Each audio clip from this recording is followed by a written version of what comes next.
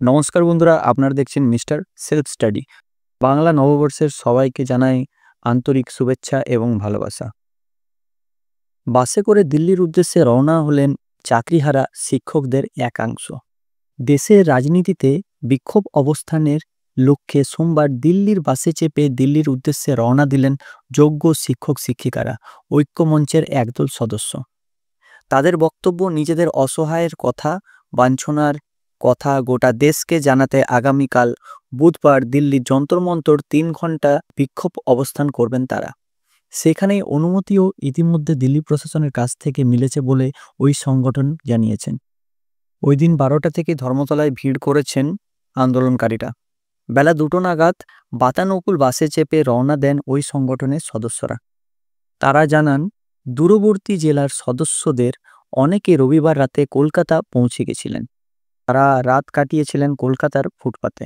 তাদের মধ্যে একজন বলেন, আমার বাড়ি মুর্শিদাবাদ, রবিবার রাতে এসে ওয়াই চ্যানেলেই ছিলাম। সব মিলিয়ে ৬০ চাকরিহারা শিক্ষক শিক্ষিকা এদিন দিল্লি রওনা দেন। দিল্লি পৌঁছতে প্রায় ৩০ ঘন্টা সময় লাগবে। প্রবল গরমের জন্য বাসে প্রচুর জলের বোতল রাখা হয়েছে বলেও ওই সংগঠনের সদস্যরা জানান। ওই দিন সংগঠনের ২ সদস্যরা জানান, তারা সঙ্গে ২০০০ লিফলেট নিয়েছেন। তাতে ওই চাকরিহারাদের দুর্দশার কথা লেখা রয়েছে। যে রাজ্যের উপর দিয়ে বাস যাবে সেখানে তারা ওই লিফলেট বিলি করবেন। ওই দিন বাসে থাকা একজন শিক্ষিকা বলেন, এই প্রথম নববর্ষ মেয়েকে ছেড়ে থাকব, কিন্তু আমাদের দাবি পূরণ করাতে গেলে এটুকু তো করতেই হবে। যতদিন না পর্যন্ত ন্যায্য বিচার পাচ্ছি, স্কুল ফিরতে পারছি, ততদিন আন্দোলন চলবে। এই কথা বলার সময়ে চোখে জল পড়ে সেই শিক্ষিকার।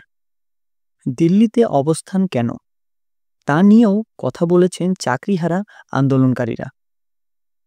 একজন শিক্ষিকা বলেন, দেশের মানুষ আমাদের কথা জানুক, গোটা দেশ শিক্ষক সমাজ যেন আমাদের সাথে থাকে, এই অনুরোধ করব।